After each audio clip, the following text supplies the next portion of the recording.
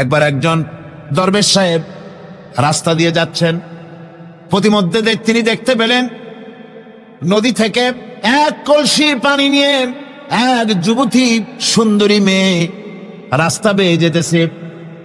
দরবেশ সাহেব দাঁড়ায় গেলেন আর ওই যুবতীর দিকে এক নজরে তাকায় আছেন, চোখে পলক দেয় না। এরপরে যুবতী থমকে দাঁড়ায় গেল। আধা বুড়া মানুষ, দাড়ি অর্ধেক পাইকে গেছে, দেখতে তো দেখায় খুব বুজুর্গ মানুষ, কিন্তু রাস্তায় আমার একা পায়া এমনি করে তাকিয়ে আছে আর চোখ দিয়েও তো পানি পড়ে। ব্যাপারটা কি? দরবেশ কাঁদে কেন? প্রতিমধ্যে আমাকে একা পেয়ে দরবেশ কাঁদে কেন, তাকিয়ে আছে কেন? মহিলার চিন্তা জাগলো। শেখ সাদী রহমতুল্লাহ আলাইহি ঘটনা লিখেছেন, বাংলা এক কবিতার অনুবাদ করেছেন। একদা সুখদায়ক প্রমোদা বদন, দর্শন করি মম ঝরিল নয়ন। হেসে কহে সেরূপসী সবিস্ময় মন, কহ দেখি মহাশয় কহ কি কারণ। বিষয়ে বিরাগী তুমি ভুবনে প্রচার, কি হেতু জন্মিল তব মানস বিকার। যুবতী মেয়েটি বলছে, ওগো দরবেশ সাহেব, হুজুর সাহেব, আমি একটা যুবতী মেয়ে লোক, রাস্তায় আমাকে একা পেয়ে আপনি আমার দিকে তাকায় আছেন আর কাঁদতেছেন। এই বৃদ্ধ বয়সে ভীমরতি হলে কেন? আমাকে দেখে কাঁদেন কেন আর এক নজরে কেন তাকায়ছেন? কারণটা কি? কি কুমতলব আছে? দরবেশ সাহেব বলছেন, হেসে কহিলাম বালে করহ শ্রবণ, নেত্র ঝরে তবু হেতু ভেব না এমন। হে রূপসী মেয়ে, তোমার জন্য আমি কান্দি, একথা একবারও চিন্তা করো না। যে শিল্পী রচিল ওই সুধাংশু বদন, তাহার তরে ঝরে নেত্র নয়নে জীবন। তোমার প্রেম পাওয়ার জন্যে তোমাকে দেখে লোবাতুর এবং কামুক হয়ে তোমার দিকে তাকায় কান্দি, একবারও ভেব না। আল্লাহর কসম আমি কাঁদতেছি, তোমার এত সুন্দর স্বাস্থ্য আর চেহারা যে আল্লাহ রাব্বুল আলামিন বানায় দিলেন, না জানি সেই আল্লাহ কত সুন্দর। যার সৃষ্টি এত সুন্দর সে আল্লাহ রাব্বুল আলামিন না জানি কত সুন্দর। আল্লাহ পাক সেই সুন্দর আল্লাহ রাব্বুল আলামিনকে দেখার তৌফিক যেন আমরা পাই। জোরে বলেন আমিন।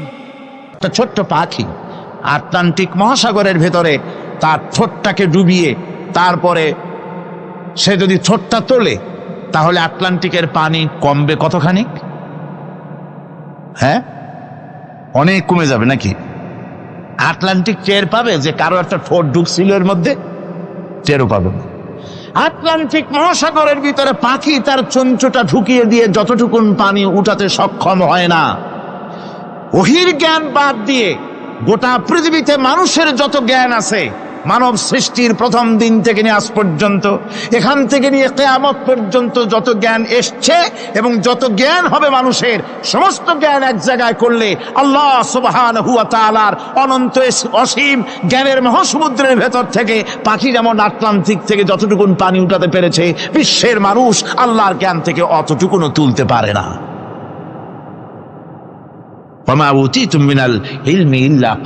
খুব সামান্যতম জ্ঞান তোমাদেরকে দেওয়া হয়েছে।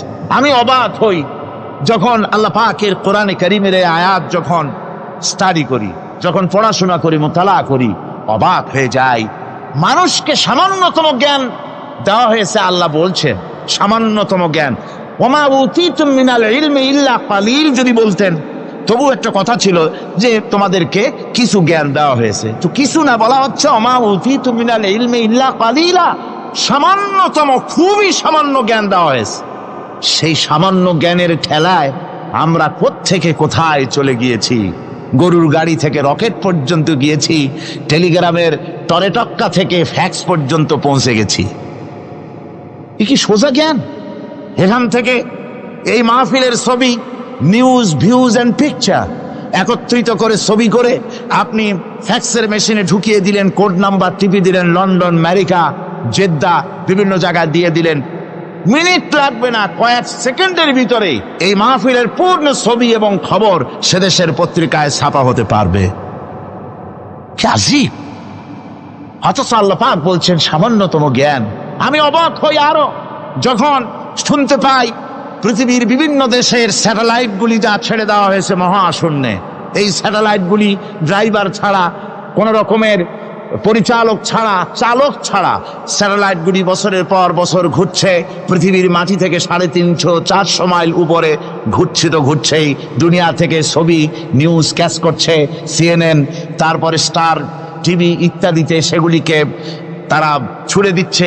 এভাবে করে যে দেশ থেকে যে দেশের স্যাটেলাইট সে দেশের পারপাস সার্ভ করতেছে। ওই স্যাটেলাইট 350-400 মাইল উপরে মহাশূন্যের ভেতরে তার মেশিনারি কোনো গোলযোগ হলে, যান্ত্রিক গোলযোগ যদি সৃষ্টি হয়, তাহলে ফ্রান্সের মাটিতে বসে, আমেরিকার মাটিতে বসে, ব্রিটেনের মাটিতে বসে বিজ্ঞানীরা কম্পিউটারের মাধ্যমে মনিটরিং করে 400 মাইল উপরের মেশিনকে ভালো করে দিচ্ছে। এরপর আল্লাহ রাব্বুল আলামিন বলছেন, ওমা উতীতু মিনাল ইলমি ইল্লা কালিলা, সামান্যতম জ্ঞান দেওয়া হয়েছে। এই যদি হয় সামান্যতম জ্ঞান, তাহলে আল্লাহ সুবহানাহু ওয়া তাআলার জ্ঞান কত কত বেশি। আল্লাহু আকবার, কত বড় জ্ঞানের মালিক সুবহানাল্লাহু বিহামদিহি। সেই মহান আল্লাহ পাকের পক্ষ থেকে এসেছে কোরআন। কার পক্ষ থেকে? قد جاءكم من الله نور وكتاب مبين। আল্লাহ রাব্বুল আলামিন বলেন, আমি আল্লাহর পক্ষ থেকে তোমাদের জন্য এসেছে আলো, তোমাদের জন্য এসেছে নূর, আর তোমাদেরকে আমি দিয়েছি একখানা কিতাব, স্পষ্ট কিতাব দিয়েছি। নূর দিলাম, আলো দিলাম। সে আলো হলেন জনাবে মুহাম্মদুর রাসূলুল্লাহ সাল্লাল্লাহু আলাইহি ওয়াসাল্লাম। আর আমি যে তোমাদেরকে কিতাব দিয়েছি, সেই কিতাবের নাম কোরআনে কারীম। একখানা কিতাব দিলাম যার নাম কোরআন শরীফ। একখানা কিতাব দিলাম আর একটা আলো দিলাম তোমাদেরকে। আল্লাহ পাক বলছেন তিনি দয়াবান রহমান, তিনি আমাদেরকে কোরআন শিখিয়েছেন। এই কোরআনের নাম কে রেখেছে? কে রেখেছে কোরআনের নাম? আল্লাহ। নাম শুধু কোরআনের নাম কোরআন নয়, শুধু কোরআনের নাম কোরআন। কোরআনের নাম ফুরকান, কোরআনের নাম হুদা, কোরআনের নাম শিফা, তানজিল, কোরআনের নাম কিতাব, কোরআনের নাম জিক্র। অনেকগুলি নাম আল্লাহ নিজেই কোরআনের নাম রেখেছেন। কোরআন এর অর্থ হলো সর্বাধিক পঠিত, সর্বাধিক পঠিতব্য, বহুল পঠিত। কোরআন শরীফ নাজিল হওয়ার আগে এই নাম আল্লাহ পাক দিলেন। আর আজ দেখা গেল পৃথিবীর বুকে কোরআনের চাইতে বেশি পড়া হয়েছে এমন একটা বইয়ের নাম কোন? বলেন, এমন একখানা কিতাবের নাম বলেন যে কিতাবখানা কোরআনের চাইতে সবচাইতে বেশি পড়া হয়েছে, এমন একটা কিতাবের নাম বলতে পারবেন? পারবেন না। কোরআন সর্বাধিক পঠিত কিতাব। আল্লাহ রাব্বুল আলামিন এই কিতাবকে অবতীর্ণ করেছেন। আলিফ লাম রা, কিতাবুন আনজালনাহু ইলাইকা লিতুখরিজান নাসা মিনাজ যুলুমাতি ইলান নূর। আলিফ লাম রা, গোটা পৃথিবীর মানুষের মুখে আল্লাহ রাব্বুল আলামিন তালা লাগিয়ে দিয়েছেন, চ্যালেঞ্জ করেছেন, দুনিয়ার সব বোঝো। কত ভাষাবিদ পৃথিবীতে আছে, আরবি ভাষায় যারা PhD করেছে, ডিগ্রি করেছে, বড় বড় নাম যারা ভাষাবিদ, তারা বলো, তারা যদি সম্ভব হয় তাহলে তারা বলুক আলিফ লাম রা এর অর্থ কি। আলিফ লাম মিম হা মিম আইন সিন কফ ইয়াসিন তাহা, পারবে কেউ এর অর্থ করতে? ওয়াল্লাহু আ'লামু বিমুরাদ। এর অর্থ কেবলমাত্র আল্লাহ এবং তার বান্দা, যার প্রতি এই কিতাব অবতীর্ণ করা হয়েছে, তিনিই বুঝতে পারেন। আল্লাহ পাক বলছেন, কিতাবুন আনজালনাহু ইলাইকা, আমি আপনার প্রতি একখানা কিতাব অবতীর্ণ করেছি। লিতুখরিজান নাসা মিনাজ যুলুমাতি ইলান নূর, একখানা কিতাব দিয়েছি। সুবহানাল্লাহি বিহামদি। এমন একখানা কিতাব দিলাম যেই কিতাবের সম্পূর্ণ কিতাবখানা 30 পারা কোরআন শরীফি কিতাব, যার প্রতিটি সূরা কিতাব, যার প্রতিটি আয়াত কিতাব, যার প্রতিটি শব্দ কিতাব, যার প্রতিটি অক্ষর কিতাব। এমন বিশাল কিতাব আল্লাহ রাব্বুল আলামিন আজিম কিতাব দান করলেন। আল্লাহ পাক বলেন, এই জন্য দান করেছি যাতে করে আপনি মানব মণ্ডলীকে অন্ধকারের ভিতর থেকে আলোর দিকে নিয়ে আসতে পারেন। এই জন্যই এ কোরআন আমি আপনার প্রতি নাজিল করেছি। কোরআনে কারীম আল্লাহ পাক অবতীর্ণ করেছেন মানুষের কাছে, অর্থাৎ রাসূল করিম সাল্লাল্লাহু আলাইহি ওয়াসাল্লামের কাছে। এক সময় এভাবে নাজিল হয়নি, 30 পারা কোরআন একসাথে আসেনি। এসছে কিভাবে? ধারাবাহিকভাবে আস্তে আস্তে একটু একটু করে আল্লাহ পাক অবতীর্ণ করেছেন। এই কোরআন আল্লাহ নাজিল করলেন। তিনি বললেন, আর রহমান আল্লামাল কোরআন। রহমান, তিনি কোরআন শিক্ষা দিয়েছেন, এমন কোরআন যে কোরআনে কোনো ভুল নাই। জোরে কোন সুবহানাল্লাহ। দেখেন, যত রকমের বই মানুষে লেখে, বাংলা, ইংরেজি, উর্দু, ফার্সি, যত রকমের ভাষায় হোক, যত বই লেখা হয়, বইয়ের ভূমিকায় গ্রন্থকার তিনি লেখেন, এই বই লিখতে গিয়ে ভুল ভ্রান্তি হয়ে যেতে পারে। যদি কারো চোখে ধরা পড়ে জানিয়ে দিলে পরবর্তী সংস্করণে তা পরিশুদ্ধ করতে বাধ্য থাকিব। এরকম কথা বলে না? না, এরকম বলে যে আমি একখান বই লিখছি, এ বইয়ের মতো নির্ভুল বই আর কেউ লিখতে পারে নাই। এমন বাপের বেটা পৃথিবীতে জন্মাইছে? কেউ জন্মিয়েছে? কেউ জন্ম। এবং বইয়ের সূচনায় কোন গ্রন্থকার নিজের প্রশংসা দিয়ে বই শুরু করে না, বই শুরু করে নিজের দুর্বলতা দিয়ে। বই লিখতে গিয়ে ভুল হতে পারে, ছাপার ভুল হতে পারে, আমার ভুল হতে পারে, এটা সবাই লেখে। এই একখানা কিতাব তামাম পৃথিবীর বুকে অদ্বিতীয় কিতাব। এই কিতাবের রচয়িতা, এই গ্রন্থের অথার, এই মহাগ্রন্থের মালিক, তিনি এই গ্রন্থ শুরু করেছেন নিজের প্রশংসা দিয়া। জোরে বলেন সুবহানাল্লাহ। কোরআন কবার খোলা মাত্রই গ্রন্থকারের প্রশংসা শুরু হয়ে গেল। আলহামদুলিল্লাহি রাব্বিল আলামিন। পড়েন সবাই, আলহামদুলিল্লাহি রাব্বিল আলামিন। সমস্ত প্রশংসা, যাবতীয় প্রশংসা ওই আল্লাহ সুবহানাহু ওয়া তাআলা, যিনি तमाम বিশ্ব জাহানের যিনি স্রষ্টা, পালনেওয়ালা রব। সুতরাং তার প্রশংসা দিয়ে শুরু হলো।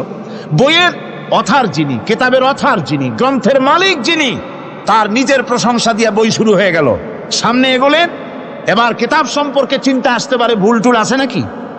কিতাব খোলা মাত্রই প্রশংসার পরে দেখতে পাবেন, যালিকাল কিতাবু লা রাইবা ফীহি।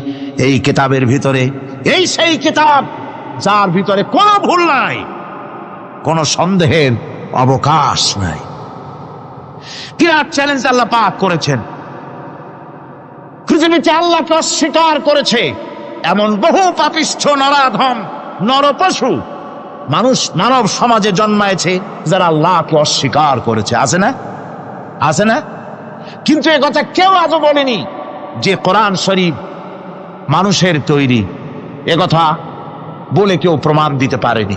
এ কথা বলার সাহসে কেউ রাখে না। তার কারণ, কেউ যদি বলে যে কোরআন মানুষের তৈরি, তাহলে তাকে বলা হবে যে তাহলে মানুষের তৈরি যখন, তুমিও তো মানুষ, একখানা তৈরি করো। আজ পর্যন্ত এই চ্যালেঞ্জের মোকাবেলা কেউ করতে পারেনি। আল্লাহ রাব্বুল আলামিন বলেন, আমি ইয়াকুলুনা ইফতারাহু কুল ফাআতু বিসূরাতিন মিন মিসলি ওয়াদউ মান ইসতাতা'তুম মিন দুনিল্লাহি ইন কুনতুম সাদিকিন। ও নবী, ওরা কি কথা বলে যে কোরআন মানুষের বানানো? যদি তাই হয়, আপনি বলুন যে তোমরা তোমাদের যত রকমের সাহায্যকারী আছে, সমস্ত সাহায্যকারীদের সাথে নাও আর কোরআনের সূরার মতো করে সূরা বানাও। এরপরে আল্লাহ রাব্বুল আলামিন আবার চ্যালেঞ্জ করলেন, কুল লাইন ইসতামা'তিল ইনসু ওয়াল জিন্নু আইয়াতু বিমিসলি হাযাল কুরআন। আপনি বলুন, तमाम পৃথিবীর মানুষ আর জেনেরা সব একত্রিত হয়ে যাও, সবাই একত্রিত হয়ে কোরআনে কারীমের সূরার মতো করে সূরা বানায় নিয়ে আসো, যদি তোমাদের পক্ষে সম্ভব হয়। আল্লাহ পাক বলেন, লা ইয়াতুনা বিমিসলিহি ওয়ালাউ কানা বা'দুহুম লিবা'দিন যাহিরা। তোমরা যদি জেনেদের সাহায্যকারী মানুষ হও, মানুষের সাহায্যকারী জেনেরা হও, तमाम পৃথিবীর মানুষ আর জেন একত্রিত হয়ে প্রচেষ্টা চালালেও আল্লাহর কোরআনের সূরার মতো করে একটা সূরা কেউ বানাতে পারবে না। পারবে? পেরেছে কেউ? আজও পর্যন্ত কেউ কোরআনে কারীমের সূরার মতো করে একটা সূরা কেউ এই পৃথিবীতে বানাতে পারেনি, কারো পক্ষে এটা সম্ভব হয়নি। আল্লাহ রাব্বুল আলামিন আবার চ্যালেঞ্জ করেন, ইন কুনতুম ফি রাইবিম মিম্মা নাযালনা আলা আবদিনা ফাআতু বিসূরাতিন মিন মিসলি ওয়াদউ শুহাদাআকুম মিন দুনিল্লাহি ইন কুনতুম সাদিকিন। আমি আমার বান্দার উপরে যে কিতাব অবতীর্ণ করেছি এর ভিতরে সন্দেহ আছে বলে যদি মনে করো এর ভিতরে সন্দেহ আছে মানুষের বানানো, এমনটি যদি সন্দেহ হয় তাহলে কোরআনের সূরার মতো করে একটা সূরা বানাও, ছোট্ট একটি সূরা বানাও। ফাতু বিসূরাতিন, সূরা আলে ইমরানের মতো না, সূরা আরাফের মতো না, সূরা মায়েদার মতো না। ফাতু বিসূরাতিন, ছোট্ট একটি সূরার মতো করে একটা সূরা বানাও।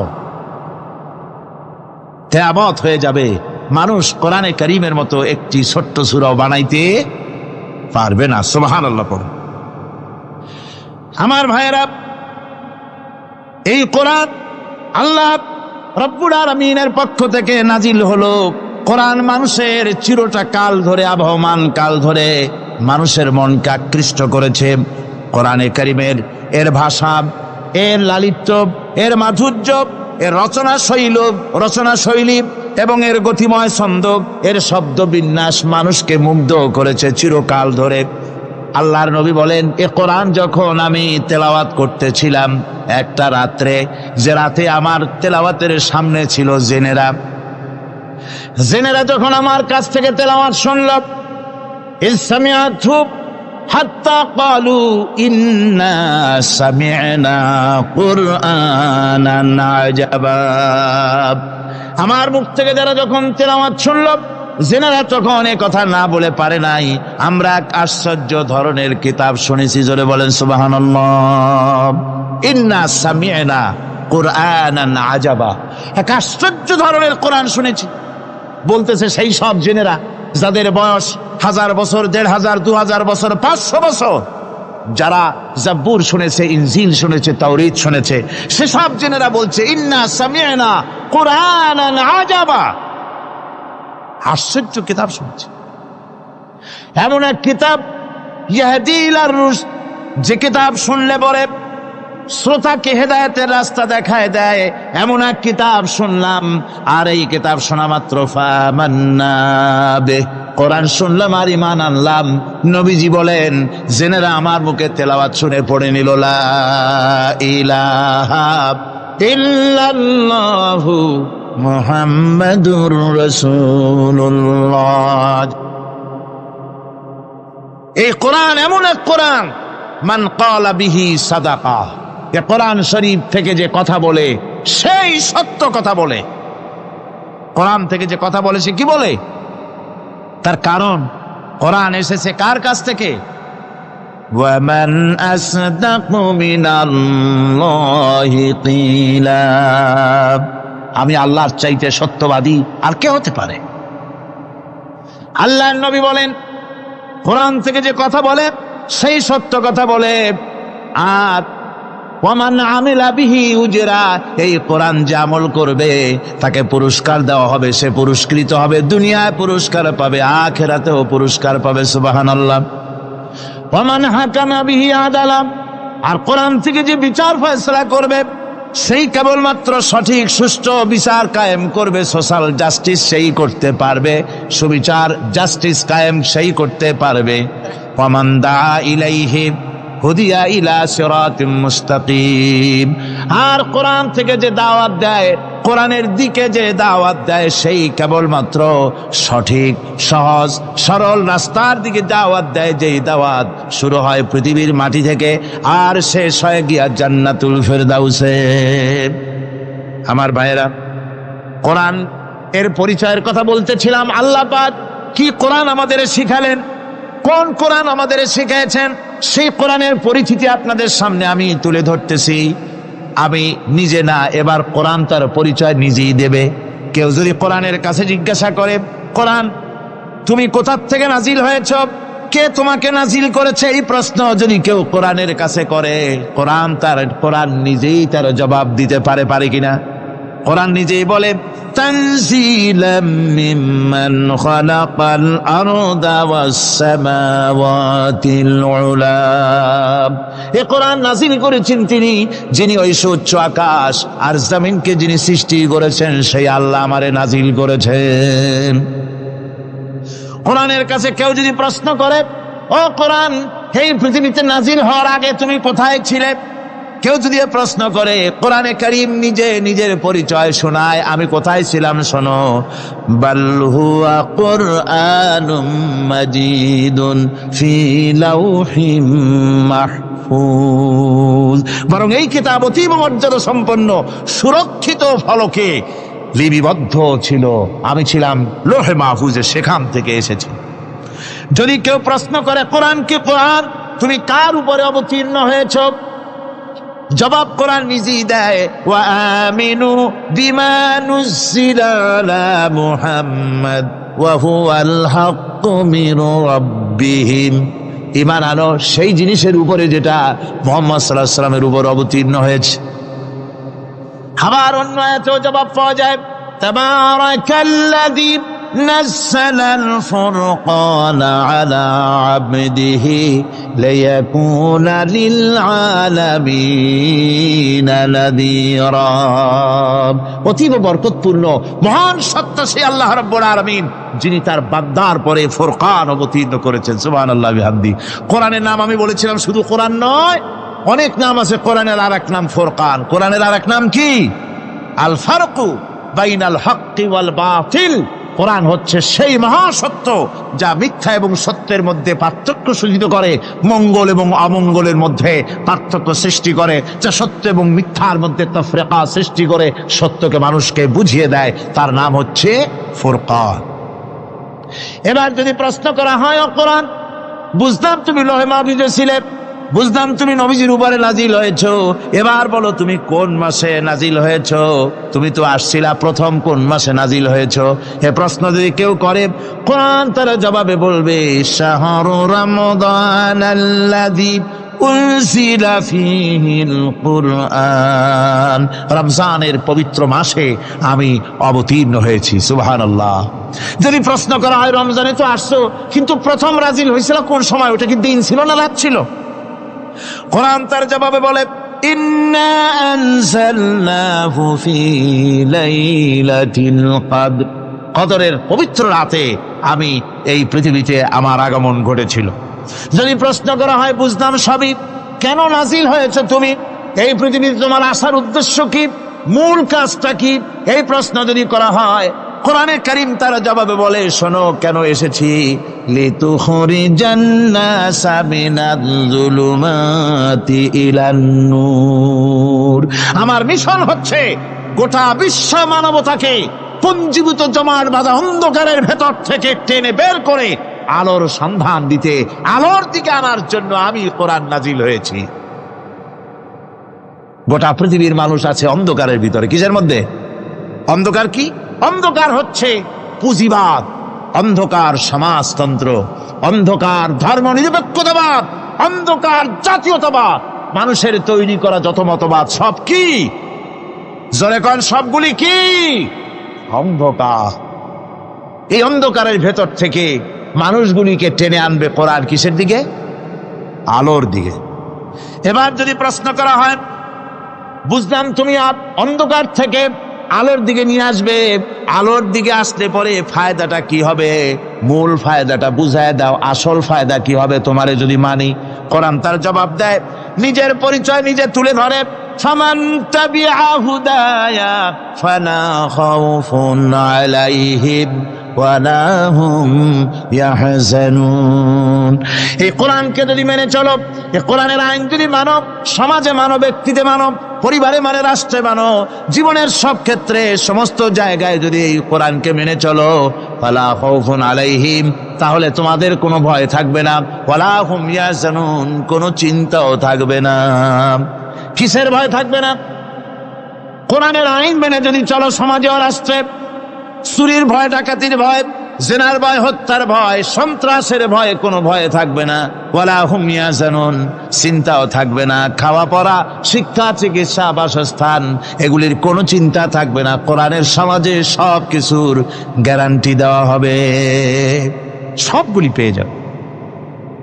এখন যদি আবার প্রশ্ন করা হয়, কোরআন বুঝতাম তোমারে মানলে পরে সব ফায়দা হবে, তাহলে এবার জবাব দাও, তোমার ভিতরে কি রাজনীতি আছে নাকি? আমি তো মানুষ, আমার রাজনীতি করা লাগে। Man is social animal. আমরা তো জঙ্গলের পশু নই, আমরা তো মানুষ। আমাদের সমাজ আছে, আমাদের পৌর নির্বাচন আছে, আমাদের জাতীয় নির্বাচন আছে, আমাদের কলকারখানা আছে, জমিন আছে, আমাদের রাজনীতি, অর্থনীতি, সমাজনীতি আছে, পারিবারিক নীতি আছে, অনেক নিয়ম মালা আছে, নিয়ম নীতি আছে। তোমারে মানলে তোমার ভিতরে কি ওগুলো আছে নাকি, সে কথা বলো। কোরআন তার জবাবে বলে, وَنَزَّلْنَا عَلَيْكَ الْكِتَابَ تِبْيَانًا لِكُلِّ شَيْءٍ وَهُدًى وَرَحْمَةً وَبُشْرَى لِلْمُسْلِمِينَ। কোরআন জবাবে বলে, শুনে রাখো, শুধু অর্থনীতি সমাজনীতি নয়, শুধু রাজনীতি আর শিক্ষানীতি, যুদ্ধনীতি নয়, তোমার জীবনে যা কিছু দরকার, ইহকালে যা কিছু দরকার, পরকালে, সব কথাগুলি আল্লাহ রব্বুল আলামিন আমি কোরআনের সিনার ভিতরে খুলে খুলে বর্ণনা করে দিয়েছেন।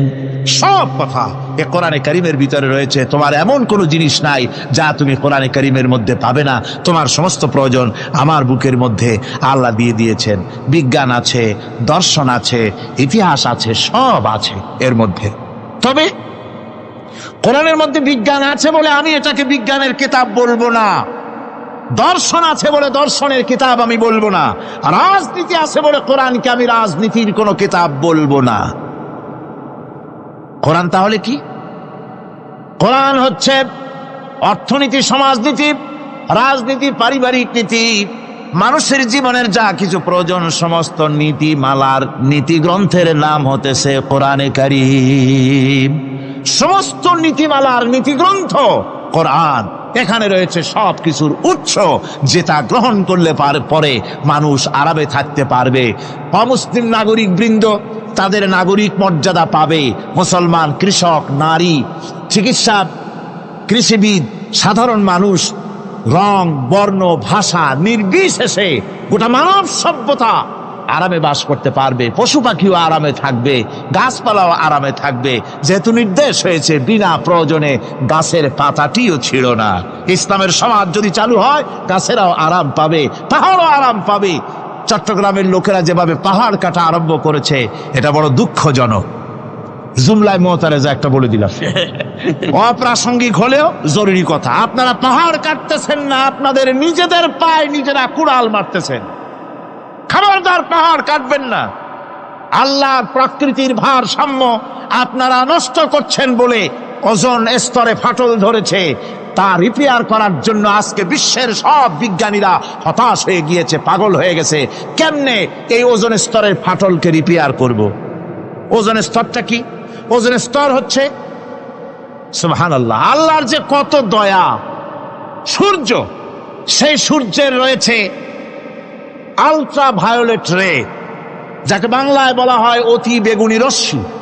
যে রশ্মিটা সৃষ্টি জগতে যদি আসে আর তা যদি কোনো প্রাণীর শরীরকে টাচ করে, তাহলে সমস্ত প্রাণী ক্যান্সার হয়ে, এক্সিমা হয়ে, বিথাউস হয়ে, অ্যাজমা হয়ে সমস্ত প্রাণী মরে যাবে, কেউ বাঁচবে না। মারাত্মক রশ্মি। সেই রশ্মিটা যাতে সৃষ্টি জগৎকে টাচ করতে না পারে, সেজন্য আল্লাহ পাক একটা ওজোন স্তর তৈরি করেছেন। ওখানে এসে ওটা বাধাপ্রাপ্ত হয়, পৃথিবীর মাটিতে আসে না।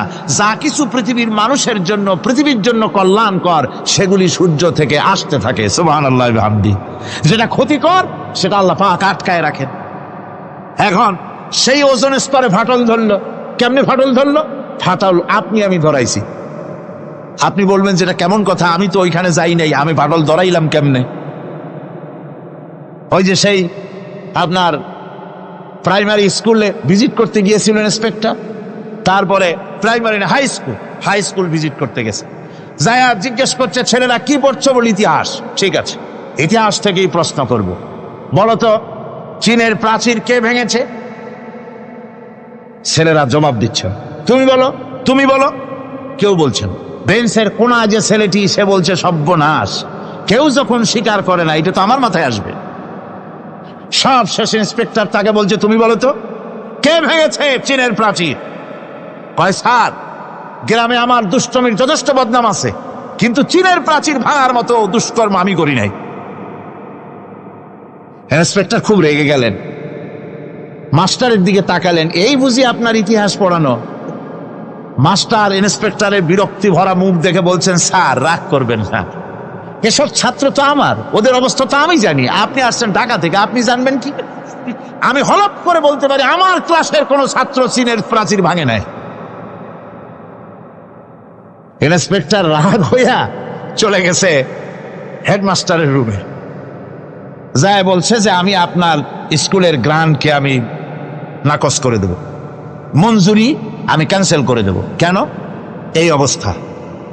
হেডমাস্টার বলছে, স্যার রাগ করবেন না, আপনার জন্য কিছু টাকা পয়সাও রাখছি হাদিয়া, বড় একটা চর্বিযুক্ত খাসিও জবাও করা হয়েছে, পুকুর থেকে রুই মাছ তোলা হয়েছে।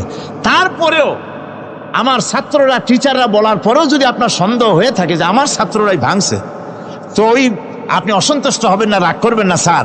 ওই প্রাচীর ভাঙতে যা খরচ লাগে আমি কিছু খরচ দেবো, তো আপনি রাগ করেন না।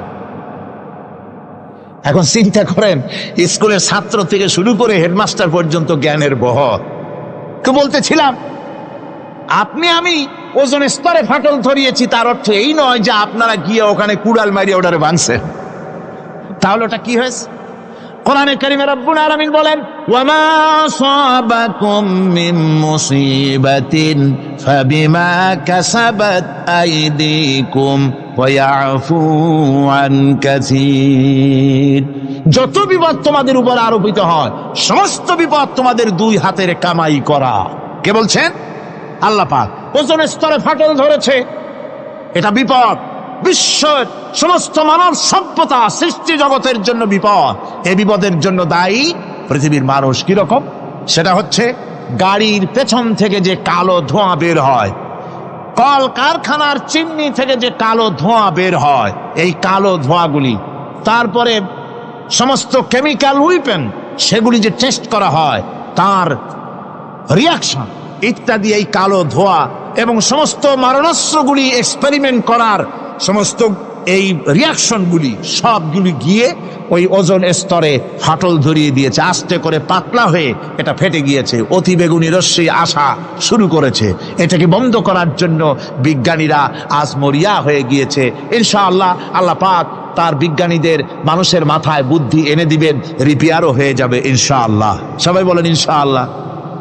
তাহলে বললাম কেন এ কথাটা? এই জন্য বললাম যে কোরআনে কারীমের মধ্যে আল্লাহ রাব্বুল আলামিন সব কথা বলে দিয়েছেন, কোনো কথা বাদ রাখেন নাই। পাহাড়গুলি ভেঙে আমরা ক্ষতি করতেছি, গাছগুলি কেটে আমরা ক্ষতি করতেছি, প্রকৃতির ভারসাম্য নষ্ট করে দিচ্ছি, ফলে সমুদ্রের পানি স্ফীত হচ্ছে, ভূমিকম্প বাড়তেছে, ঘূর্ণিঝড় হচ্ছে, টর্নেডো হচ্ছে, পৃথিবী বিধ্বস্ত হয়ে যাচ্ছে, ক্লাইমেটের পরিবর্তন আসছে। আজকে পৌষ মাস, এটা কি মাস? কত তারিখ? দেখেন বাংলা ভাষাকে কত মহব্বত করি। যদি বলি আজকে ডিসেম্বরের কত তারিখ, গড় গড় করে মুখস্থ হয়ে যাবে। বাংলারে খুব ভালোবাসি, মাসটার তারিখ বলতে পারলাম না, দুঃখিত। এই হলো আমাদের ভালোবাসা। আজকে পৌষ মাসের অর্ধেকও শেষ হয়ে যাচ্ছে, অথচ মনে হচ্ছে শীত যেন তার শ্বশুর বাড়ি বেড়াতে গেছে। এই যে অবস্থা, এই অবস্থা শুধু বাংলাদেশে নয়, গোটা পৃথিবীতে ক্লাইমেটের একটা বিরাট পরিবর্তন আসতেছে, একটা বড় রকমের পরিবর্তন আসতেছে। এর কারণ হচ্ছে এই পৃথিবীর মানুষেরা নিজেরাই প্রকৃতির ভারসাম্যকে নষ্ট করে দিয়েছে। এই ভারসাম্য নষ্ট হওয়ার কারণে আবহাওয়ার পরিবর্তন হচ্ছে, সামুদ্রিক জলোচ্ছ্বাস বাড়তেছে, ভূমিকম্প, আগ্নেয়গিরি ইত্যাদি হচ্ছে এবং পৃথিবীর মানুষ বিধ্বস্ত হচ্ছে। বলতেছিলাম এ কোরআনে কারীমের মধ্যে আল্লাহ পাক সব কথা বলে রেখেছেন। যদি জানতাম, বুঝতাম, তাহলে এই অবস্থার সৃষ্টি হতো না। এটা বিজ্ঞানের বই নয়, রাজনীতির বই নয়, সমাজনীতির বই নয়, বরং সমস্ত নীতিমালার উচ্চ, জ্ঞানের উচ্চ হচ্ছে আল কোরআন। জ্ঞানের উচ্চ কি? আরো জোরে বলেন, জ্ঞানের উচ্চ কি? আল কোরআন। পবিত্র কোরআনে এমন এমন ঘটনা আল্লাহ পাক বলেছেন যা ষষ্ঠ শতাব্দীর দুনিয়া এ সম্পর্কে কিছুই জানতো না। অবশ্য কিছু কিছু ঘটনা ইহুদিদের কিতাবে অতিরঞ্জিত আকার এবং বিকৃত অবস্থায় এসেছে, কিন্তু কোরআনে কারীম দুনিয়ার মানুষকে আদম সৃষ্টি, নূহের বন্যা, তারপরে মুসা আলাইহিস সালাম ফেরাউনের ঘটনা, ইব্রাহিম আলাইহিস সালামের নমরুদের ঘটনা এবং ইউসুফ আলাইহিস সালামের কাহিনী সবগুলিকে সুন্দর করে কোরআন শরীফ উপস্থাপনা করেছে রাসূলের মাধ্যমে, যা পৃথিবীর ইতিহাসে কেউ জানতো না, সেগুলি আল্লাহ পাক জানাইছেন। কিভাবে? কোরআনে কারীম বলছে, তিলকা মিন আম্বাইল গায়বি নূহিহা ইলাইকা মা কুনতা তা'লামুহা আনতা ওয়ালা কওমুকা মিন ক্বাবলি হাযা। এ হলো সব অজ্ঞাত ঘটনা। সমস্ত ঘটনাগুলি আল্লাহ পাক তার হাবিবকে শুনিয়ে বলে দিলেন, সব অজ্ঞাত ঘটনা যা তুমি জানতে না, তোমার কোনো জানা ছিল না, আমি ওহীর মাধ্যমে তোমাকে সব জানাইছি। ইউসুফ আলাইহিস সালামকে যখন তার ভাইয়েরা কুয়ার মধ্যে ফেলে দিতেছিল তখন তুমি উপস্থিত ছিলে না, এই ঘটনা ওহীর মাধ্যমে আমি জানালাম। মুসা আলাইহিস সালামকে যখন ফেরাউন দরিয়ার ভিতরে ফেলে দিল, সেই সময় তুমি সিনাই পর্বতের পাশে দাঁড়িয়ে সব দৃশ্য লক্ষ্য করনি, অথচ আমি ওহীর মাধ্যমে সব তোমাকে খুলে খুলে বলে দিয়েছি। আল্লাহ পাক সমস্ত ঘটনাগুলিকে বলে বলে কোরআন শরীফের মধ্যে সব সাজিয়ে দিলেন, বলে দিলেন। তিনি বললেন, ওয়ামা কুনতা বিজানিবিল গারবি ইয কাযাইনা ইলা মুসাল আমরা ওয়ামা কুনতা মিনাশ শাহিদিন। ফিরআউন যে মুসার সঙ্গে যে ব্যবহারটা করলো, এ সময় সেখানে তুমি উপস্থিত ছিলে না, আমি ওহীর মাধ্যমে তোমাকে তা জানিয়েছি। كذلك نقص عليك من أنباء ما قد سبق وقد آتيناك من لدنا ذكرا। আল্লাহ পাক বলেন, এভাবে আমি আপনার কাছে অতীত ঘটনাবলী ওহীর মাধ্যমে নিখুঁতভাবে আপনার সামনে সব বলে দিয়েছি। আমার ভাইয়েরা, এই বিশ্বলোকে ঊর্ধ্ব লোক সম্পর্কে নিয়ে ভুল তথ্য বর্ণনা আল্লাহ পাক করে দিয়েছেন কোরআনের মাধ্যমে। 1665 খ্রিস্টাব্দে স্যার আইজাক নিউটন তিনি আবিষ্কার করলেন মাধ্যাকর্ষণ শক্তিকে। এই মাধ্যাকর্ষণ শক্তি, ল অফ গ্রাভিটেশন, এ সম্পর্কে মানুষের এই থেকে কিছু জানলো, কিন্তু আজ থেকে 1400 বছর আগে আল্লাহ রাব্বুল আলামিন তার উম্মি নবী, যিনি কোনো বিজ্ঞানাগারে লেখাপড়া করেন নাই, কোনো সায়েন্স রিসার্চ করেননি, যিনি কোনো কলেজ ইউনিভার্সিটিতে পড়াশোনা করেননি, তার মাধ্যমে জানিয়েছেন মাধ্যাকর্ষণ শক্তির কথা। কোরআন বলছে, ইন্নাল্লাহা ইউমসিকুস সামাওয়াতি ওয়াল আরদা আন তাজুলা। এই পৃথিবী এবং সমস্ত গ্রহ উপগ্রহকে আল্লাহ পাক বলছেন, আমি এমন এক শক্তি দিয়েছি যে শক্তির মাধ্যমে একটা আরেকটাকে আকর্ষণ করে রাখছে। এই পৃথিবীতে মাধ্যাকর্ষণ শক্তি শুধু পৃথিবীর নাই, সূর্যের আছে, মঙ্গলের আছে, নেপচুনের আছে, ইউরেনাসের আছে, বৃহস্পতির আছে। প্রত্যেকটি গ্রহের আলাদা আলাদা মাধ্যাকর্ষণ শক্তি আছে, আর এই শক্তির বলে একটা আরেকটাকে টেনে ধরছে যাতে করে বিচ্ছিন্ন হয়ে না যায়, যাতে করে ধ্বংসপ্রাপ্ত না হয়। এগুলি আল্লাহ পাক এই তথ্যগুলি কোরআনে কারীমের মধ্যে বলেছেন। ফলে মরিস বুকাইলির মতো লোক, যিনি ফরাসি দার্শনিক, তিনি বলেছেন দুনিয়ার সমস্ত বিজ্ঞানীদের থিওরি হচ্ছে এই, যে বিজ্ঞানের কোনো থিওরি ফাইনাল নয়। আজ একটা হচ্ছে, কাল সেটাকে পরিবর্তন করে নতুন আর এক থিওরি আসতেছে। কিন্তু কোরআনে কারীমের মধ্যে আমি, কে বলতেছেন এ কথা? না না না, মরিস বুকাইলি বলছে, কোরআন শরীফের ভিতরে আমি যে বিজ্ঞানের তথ্য পেয়েছি, থিওরি পেয়েছি, তার কোনো পরিবর্তন আজও হয় নাই, ভবিষ্যতেও হওয়ার কোনো সম্ভাবনা নাই। মরিস বুকাইলি মনে করেছিলেন বেদ আর বাইবেলে যেমন ভুল আছে, কোরআন শরীফে ওই রকম ভুল আছে, নাউজুবিল্লাহ। সেই জন্য তিনি আরবি শিখলেন কোরআন বোঝার জন্য, ভুল ধরার জন্য। কোরআন শিখলেন কি জন্যে? ভুল ধরার জন্য। আর এমন শেখা শিখছেন, ওই আরবি শিক্ষা মানে আমাদের দেশের লোকদের মতো আনাকুম জানাকুম শেখে নাই, ভালো করেই শিখছে, ভালো করেই মুখস্থ করেছে, তার ভালো করে আরবি শিখেছেন, তারপরে কোরআন শরীফ পড়েছেন, তারপরে তিনি এ কোরআন পড়ে তেলাওয়াত করে বুঝে এরপরে তিনি বই লিখেছেন দি Bible, the Quran and science.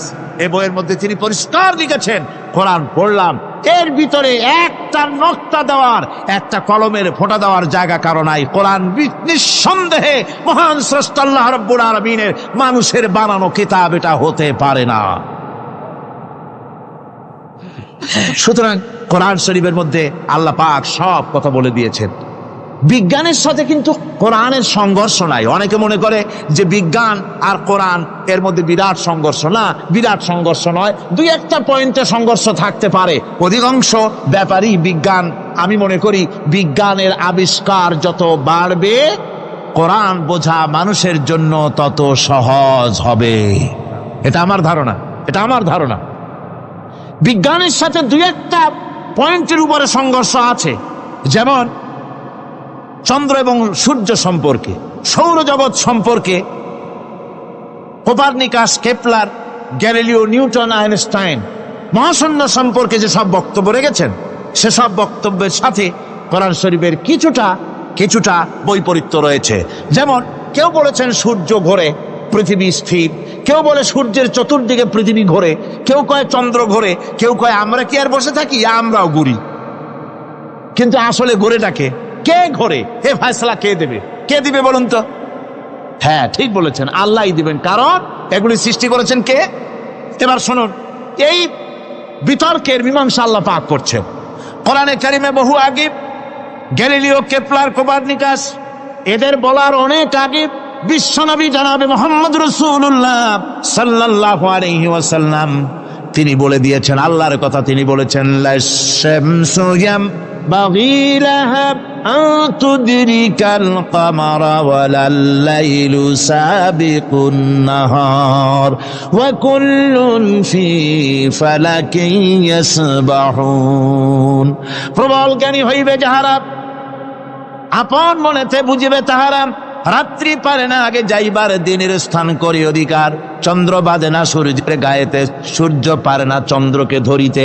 যার যে স্থান বহাল রাখিয়া ভ্রমণ করিছে খোদাকে ডরিয়া। আল্লাহ রাব্বুল আলামিনকে ভয় করে সব ঘুরছে, চাঁদও ঘোরে, সূর্য ঘোরে, মঙ্গল ঘোরে, ইউরেনাস ঘোরে, বৃহস্পতি ঘোরে, পৃথিবীও ঘোরে। সব ঘুরছে তো ঘুরছেই, বন করে ঘুরছে একটা নির্দিষ্ট কক্ষপথে, আপন আপন কক্ষপথে ঘুরছে, যার ফলে অ্যাক্সিডেন্ট হয় না। সুবহানাল্লাহ, জোরে বলেন সুবহানাল্লাহ। নির্ধারিত কক্ষে ঘুরছে, নির্ধারিত কক্ষে ঘুরছে। এর কক্ষগুলি আল্লাহ পাক ঠিক করে দিয়েছেন, সেই কক্ষে ঘুরতেছে, একে অপরের পথ অতিক্রম করতেছে না। আবার ওই মহাশূন্যের ভেতরে রয়েছে ব্ল্যাক হোল। ব্ল্যাক হোল কি? ব্ল্যাক হোল হচ্ছে একটা বিরাট অন্ধকার গহ্বর, একটা মৃত্যুকূপ। এত বড় বিরাট ব্ল্যাক হোল মহাশূন্যে আছে, বিজ্ঞানীরা হয়রান হয়ে গেছে। তার এত বড় শক্তি, সে শুধু তারা খায় না, কোন তারকা ঘুরতে ঘুরতে যদি তার কাছে এসে যায় তারাকে খেয়ে ফেলে। কোন আলো যদি কাছে আসে, আলো শুষে নিতে নিতে আলো যার থেকে এসেছে সেটাকেও শেষ করে ফেলে। এ ধরনের একটা দারুণ আকর্ষণী শক্তি তার মধ্যে আল্লাহ সৃষ্টি করেছেন। একটা ব্ল্যাক হোল আছে মহাশূন্যের ভিতরে। সূর্য, চন্দ্র, গ্রহ, নক্ষত্র, যে সূর্য পৃথিবীর চাইতে 13 লক্ষ গুণ বড়, এমন 2 কোটি সূর্য খাইয়া হজম করতে পারে এত বড় ব্ল্যাক হোল আল্লাহ তৈরি করে রেখেছেন মহাশূন্যের উপরে। রয়েছে মিল্কি ওয়ে, রয়েছে গ্যালাক্সি, অন্তত 10,000 কোটি, 10 সহস্র কোটি তারকা দিয়ে সমৃদ্ধ গ্যালাক্সি মিল্কি ওয়ে, যেটা অন্ধকার রাত্রে, তারকা সজ্জিত রাতে উত্তর দক্ষিণ দিকে টানা একটা পথের মতো দেখা যায়। এটা হচ্ছে গ্যালাক্সি, এইটাকে বলা হয় মিল্কি ওয়ে। এটা হচ্ছে ছায়াপথ। অসংখ্য তারকা এর মধ্যে রয়েছে। কত বড় বড় তারকা, অনেক দূরে। তাই আমরা দেখি বিন্দু বিন্দু, আসলে কি বিন্দু না। কত বড় জানেন? বিজ্ঞানীরা বলেছেন দৈত্যের মতো বিরাট বিরাট তারকা আছে, যে সূর্য পৃথিবীর চাইতে 13 লক্ষ গুণ বড়। এরকমের সূর্যের অন্তত 3 কোটি সূর্য খাইয়া হজম করতে পারে এরকম অসংখ্য তারকা মিল্কি ওয়ের ভিতরে আল্লাহ সৃষ্টি করেছেন। সুবহানাল্লাহ বিহামদিহি, সুবহানাল্লাহ। আর মানুষ লাফায়, 4 আঙ্গুল মানুষ খালি লাফ দেয়, মোষ কতগুলো রাখিয়া আনন্দে লাফা। কি শক্তি তোমার! মহাশূন্যের তুলনায় এই পৃথিবীর অবস্থান কি জানেন? এই জন্য যত বেশি পড়াশোনা করবেন মাথা নত হয়ে যাবে। কমিউনিস্ট হয় ছাগলেরা, বুদ্ধিমান কোনোদিন কমিউনিস্ট হয় না। কারা কমিউনিস্ট হয়? ছাগলগুলি। যাদের আকল নাই, যাদের জ্ঞান নাই, বুদ্ধি নাই, ওরাই কমিউনিস্ট হয়। কোন চিন্তাবিদ, কোন বিজ্ঞানী কমিউনিস্ট হয় না। মাথা নত হয়ে যায়, আল্লাহর এই সৃষ্টি দেখে পাগল হয়ে যায়। নিঃসন্দেহে আল্লাহ আছেন, নইলে পরে এগুলি হয় কি করে? আমি চিন্তা করে পাই না কমিউনিস্ট হয় কেমনে, কতখানি পাগল হইলে হয়। ছোট্ট একটা রুমাল দেখলে মনে করি কোন তাঁতি এটারে বানাইছে, একটা এই কি জানি কয় মাইক দেখলে মনে করি কেউ এটাকে বানাইছে, টেবিল দেখলে মনে করি কেউ বানাইছে, ফ্রিজ দেখলে মনে করি বানাইছে কেউ, একটা সুই দেখলে মনে করি কেউ এটাকে বানাইছে। আর এই বিশাল পৃথিবী, ওই বিশাল আকাশ, কমিউনিস্টরা কয় এমনি এমনি হইছে। আমার বন্ধুগণ, মাথা নত হয়ে আসবে চিন্তা করলে কি বিশাল সৃষ্টি আল্লাহ পাকে। এই ছায়াপথ, এই গ্যালাক্সি, এর তুলনায় পৃথিবীর অবস্থান কোথায়? পৃথিবীর অবস্থানটা হচ্ছে, আমার হাতে এটি একটি কলম, এই কলমটা কাগজের উপরে আমি যদি এই নিপটা রাখি, কাগজের ভিতরে নিপে যতটুকুন জায়গা টাচ করবে, মহাশূন্য গ্যালাক্সি মিল্কি ওয়ে, আল্লাহর ওই মহাশূন্যের তুলনায় পৃথিবীর অবস্থান একটা কলমের নিপে যতটুকুন জায়গা নেয় এর থেকে বেশি নয়। এই যদি হয় পৃথিবী, তাহলে সেই পৃথিবীর মানুষ আপনি কতটুকুন? সলিমুদ্দি বসিরুদ্দি খালি লাফা। আমার বন্ধুগণ, লাভ কি? লাভের চোটে বলে হ্যান করেঙ্গে ত্যান করেঙ্গে, লাঠি কে আন্দার মুগুর ভরেঙ্গে। কয়দিন পর শোনা যায় শীত হয়ে পড়ছে, কিছু নাই। সুতরাং আল্লাহ পাকের অসীম সৃষ্টি জগৎ, এর সঙ্গে বিজ্ঞানের সংঘর্ষ কম, দুই একটা পয়েন্টে আছে। বাকি সবগুলিতে বিজ্ঞানের আবিষ্কার যত বাড়তেছে, আল্লাহরে চেনা, সৃষ্টি জগৎকে জানা মানুষের জন্য তত সহজ হচ্ছে।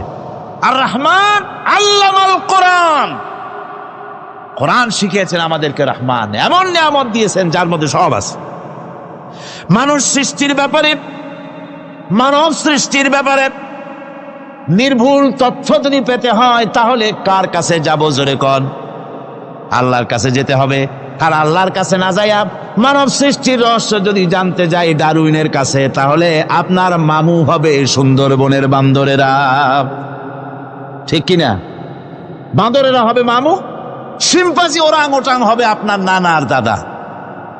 তার কারণ ডারউইন সাহেব বলেছেন, মানুষ এর পূর্বপুরুষ হলো বাঁদর, শিম্পাঞ্জি, ওরাং ওটাং। এটা হলো তার থিওরি অফ ইভলিউশন। এই বিবর্তনবাদের থিওরি পেশ করতে গিয়ে তিনি বলেছেন, মানুষ হলো বান্দরের জাত। আরে বেটা, তুই বান্দরের জাত।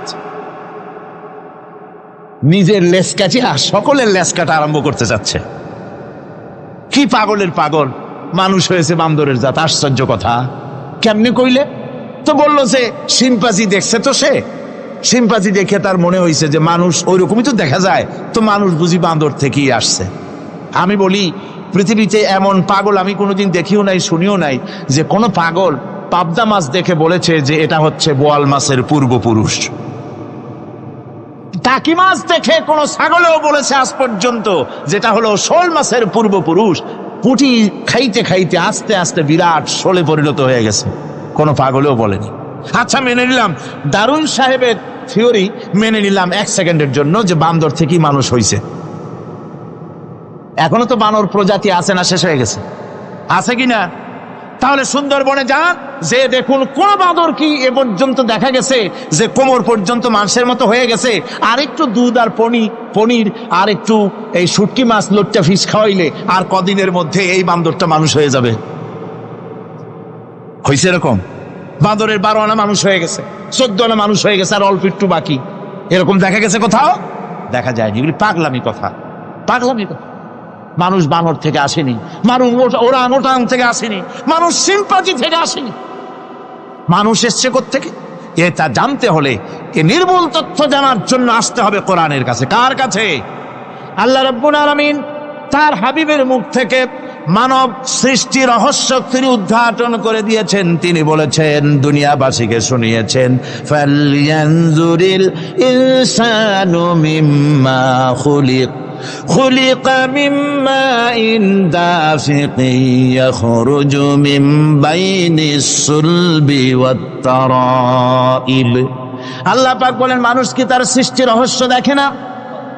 কেমনে তাকে আমি সৃষ্টি করেছি? মায়ের বক্ষ পিঞ্জর থেকে, বাপের পৃষ্ঠ থেকে সবেগে নির্গত এক ফোঁটা নাপাক পানি দিয়ে আমি আল্লাহ মানুষকে সৃষ্টি করেছি।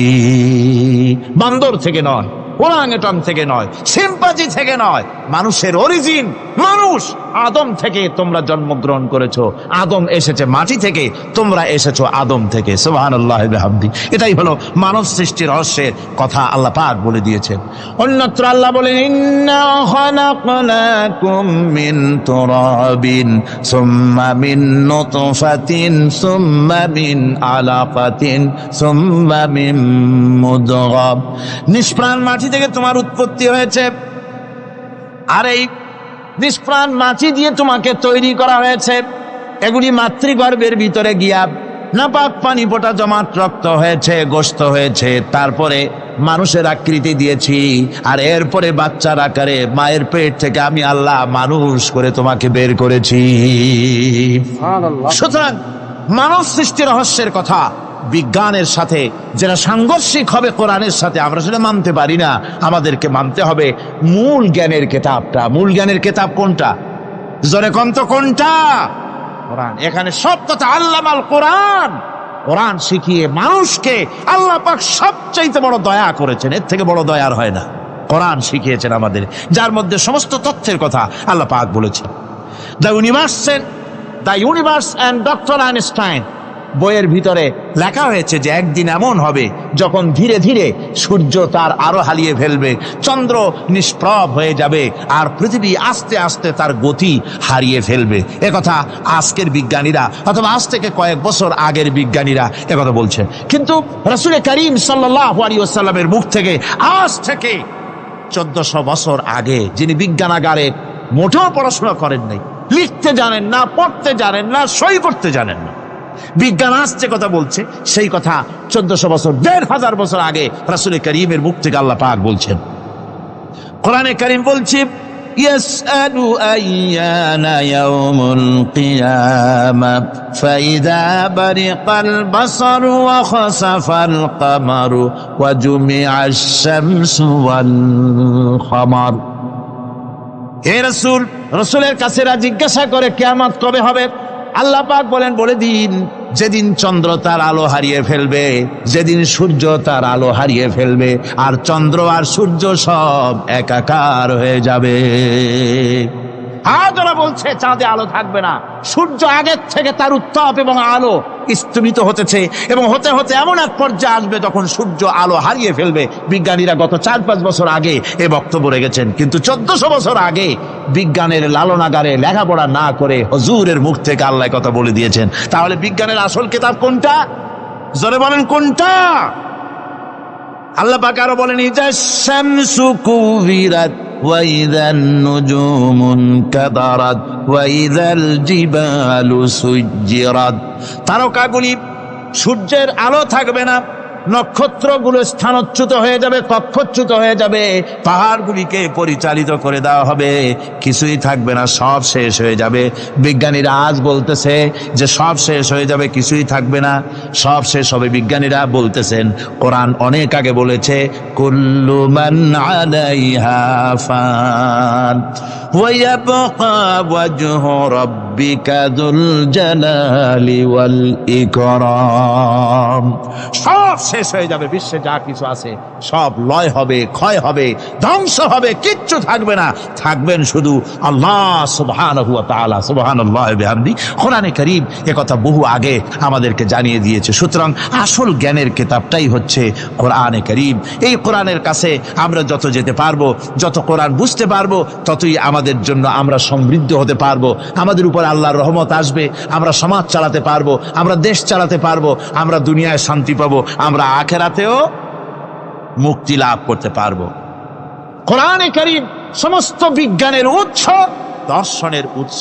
এইটা না জানলে কিছুই জানা হয় না, এইটা জানা হলে সব জানা হয়। পণ্ডিত আপনার ডক্টর শহীদুল্লাহ, আল্লাহ জান্নাত নসিব করুন, সবাই বলুন আমিন।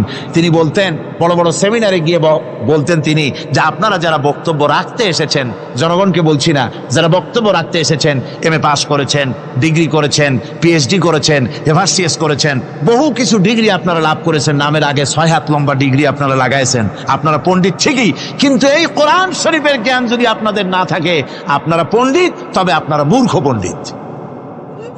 কি পণ্ডিত? কি পণ্ডিত? মূর্খ পণ্ডিত। ওরা বলে যে মৌলবীরা জানে কি, মৌলবীরা জানে কি? আরে ভাই, মৌলবীদের কাছে তো আসল জ্ঞান আছে, সুবহানাল্লাহি ওয়া বিহামদি, এখানে সবটা আছে। আপনারা এখানে আসেন, এটা বিশ্বাস করলে আপনি সবটা পেয়ে যাবেন। কোরআন বিশ্বাস করতে পারলে, কোরআন জানতে পারলে আপনি সব জানবেন। কোরআনে কারীমের মধ্যে আল্লাহ পাক কত কথা বলেছেন, এর মধ্যে আছে আল্লাহ পাক বলেছেন, আফালা ইয়ানজুরুনা ইলাল ইবিলি কাইফা খুলিকাত। এই যে আমি উটগুলোরে বানাইছি, কেমনে বানাইলাম তোমরা কি দেখছো? উট কেমনে বানিয়েছি? মুফাসসিরিনে কেরাম এর উপরে অনেক আলোচনা করেছেন। তারা বলেছেন যে উট মরুভূমির জাহাজ, তারপরে উটের পিঠে একটা চুট আছে, কোন কোন উটের পিঠে 2টা চুট আছে, মাঝখানে বসে একটারে হেলান দিয়ে আর একটা ধরে বসা যায়। আমি দেখছি 2টা চুটওয়ালা উট, আফ্রিকান উট আমি দেখেছি, যে চুট সুবহানাল্লাহ, দেখলে অবাক হয়ে যেতে হয় যে আল্লাহর কি কুদরত। উটের পৃষ্ঠে 2টা চুট, মাঝখানে আপনি বসবেন, পিছনেরটা একটা সোফা সেটের মতো, পিছনে হেলান দিলে, আর সামনে যখন সে মরাল সম চড়াই উত্তরাই পথ দিয়ে নামা ওঠা করবে, তখন আপনি যেন পড়ে না যান সেজন্য সামনেরটা বুকের সাথে জড়ায় ধরবেন। এরপরে কি সৃষ্টি আল্লাহর, সুবহানাল্লাহি বিহামদিহি। জিরাফগুলি দেখুন, জিরাফগুলি তার মাথা কত বড় উঁচা। লন্ডন জুতে জিরাফ দেখলাম, সে জিরাফের দেহ থেকে তার মাথাটা 22 ফিট উঁচা। মানে সে যদি নিচে দাঁড়ায়, 3 তলা বিল্ডিং এর ছাদের উপরে নাস্তা দিলে তো নিচে দাঁড়ায় খাইতে পারে, এই অবস্থা। সেই জিরাফে পানি খাবে কেমনে? মাথা হলো অত উঁচায়, পিছনের ঠ্যাং 2টা খাটো, সামনের ঠ্যাং 2টো উঁচা, এখন পানি খাবে কেমনে? ওই মাথা নামাইতে গেলে ঠ্যাং তো অনেক উঁচা। আল্লাহ পাক এমন সুন্দর ব্যবস্থা করলেন, সামনের 2টা ঠ্যাং এভাবে সরায় দেওয়ার মতো। ও যখনই পানি খায় দেখলাম 2টা ঠ্যাং অনেক ছাড়ায় দেয়, 2 দিকে ঠ্যাং চলে যায়, তখন মাথাটা সহজে নিচে নামায় আসে, পানি খাইতে পারে। এই সুযোগগুলি আল্লাহ সুবহানাহু ওয়া তাআলা তিনি করে দিয়েছেন। ওমা কুন্না আনিল খালকি গাফিলিন, আমি আমার সৃষ্টি জগৎ সম্পর্কে অমনোযোগী নহি। সুবহানাল্লাহি বিহামদিহি। ভল্লুকগুলি কি বিরাট বিরাট একটা ভল্লুক, শ্বেত ভল্লুক দেখেছি, কৃষ্ণ ভল্লুক দেখেছি, সে মনে হয় যেন পায়ের তলায় হাফসুল করা, ঠিক জুতা পায়ের তলাটা তেমন দেখা যায়, ওই রকমের তলাটা, গায়ে একেবারে পশম। লোক ওই বরফের দেশে থাকতো, সে শীত কষ্ট না পায়, সেই জন্য আল্লাহ একটা কম্বল ওর গায়ে জড়াই দিয়েছে, অটোমেটিক কম্বল। সুবহানাল্লাহি বিহামদিহি। তো উট, আল্লাহ বলছেন উট কেমনে বানাইছি দেখছো? আফালা ইয়ানজুরুনা ইলাল ইবিলি কাইফা খুলিকাত। উট বানালাম কেমনে দেখেছিস? মানুষ অবাক হলো, আল্লাহ এত কথা ছুঁয়া উটের কথা বলছেন, কারণ নানান রকম মানুষ বলল। শেষ পর্যন্ত প্রাণীতত্ত্ববিদরা তারা আবিষ্কার করলেন মূল কারণটি। অনেক কারণ আছে আল্লাহ পাকে কথা বলার। উট তো মরুভূমির জাহাজ, তারপরে উট মানুষের অনেক উপকারে আসে, কথা বলা হয়েছে। প্রাণীতত্ত্ববিদরা খুঁজে খুঁজে তারা দেখতে পেয়েছে যে উটকে জবাহ করে দেখা গেছে, উট সমস্ত প্রাণী বাতাস থেকে অক্সিজেন যতটা গ্রহণ করে ততটা ছেড়ে যায়, যতটা গ্রহণ করে ততটা ছেড়ে যায়। একমাত্র প্রাণী উট যে যতটা অক্সিজেন গ্রহণ করে বাতাস থেকে সবটা ছাড়ে না, 2/3 ছেড়ে দেয়।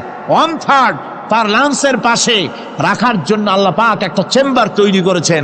ওই চেম্বারের ভিতরে 1/3 অক্সিজেন থেকে যায়, কারণ পানিও রেখে, তার পানি রাখার জন্য রিজার্ভ ট্যাঙ্কি আছে, একটা ভেতরে একটা রিজার্ভ ট্যাঙ্কি আছে, অক্সিজেন রাখার একটা চেম্বার আছে। এগুলি কেন? এই জন্য যে মরুভূমির ভিতরে সাইমুম শিল্পগোষ্ঠী না, কিন্তু ঝোড়ো হাওয়া, মরুভূমির ভিতরে ঝোড়ো হাওয়া, এই ঝোড়ো হাওয়া যখন আরম্ভ হয়ে যায় তখন মানুষ বাঁচতে পারে না, মানুষ টের পাইয়া সব বাড়িতে চলে যায়। মরুভূমিতে চড়ে বেড়ায় উট, সে যাবে কোথায়? ওর তো যাওয়ার জায়গা নাই। 7 দিন 8 দিন 1 সপ্তাহ 2 সপ্তাহ পর্যন্ত এই মরুভূমিতে ঝড় চলতে থাকে, বালুর ঝড়, কিচ্ছু দেখা যায় না। ওখানে দেখছিলেন বালুর পাহাড়, কালকে আজকে দেখবেন বালুর পাহাড় এখানে চলে আসছে, এইভাবে পাহাড় তৈরি হয়ে যায়, বালি উড়ায় নিয়ে যায় বাতাসে। এই বাতাসের ভিতরে বালু উঠতে থাকে সমানে, মানুষ প্রাণী কিছুই সেখানে শ্বাস করতে পারে না, বাঁচতে পারে না। উটের মতো প্রাণী যে মরুভূমিতে থাকে, ও বাঁচবে কি করে? আল্লাহ সুবহানাহু ওয়া তাআলা ওর লাংসের পাশে অক্সিজেন রাখার চেম্বার করে পানির ট্যাঙ্কি তৈরি করে দিয়ে রেখে এমন কায়দা করেছেন, ও যখনই টের পায় যে ঝড় শুরু হবে, সাথে সাথে ঠ্যাং দিয়া মুখ দিয়া গর্ত করে বালুর ভিতরে মাথা ঢুকাইয়া 1 সপ্তাহ 2 সপ্তাহ থাকতে পারবে মাটির তলে, অক্সিজেনের অভাব হবে না। আফালা ইয়ানজুরুনা ইলাল ইবিলি কাইফা খুলিকাত, দেখো নাকি কিভাবে সৃষ্টি করেছি আমি এই সুন্দর উটকে, একবার দেখো। আর শুকরিয়া তোমার মাথা নত হবে। যত বড় কমিউনিস্ট হও, আল্লাহর জন্য সেজদা দিতে বাধ্য হবে যদি তোমার ঈমান এতটুকুনো থাকে।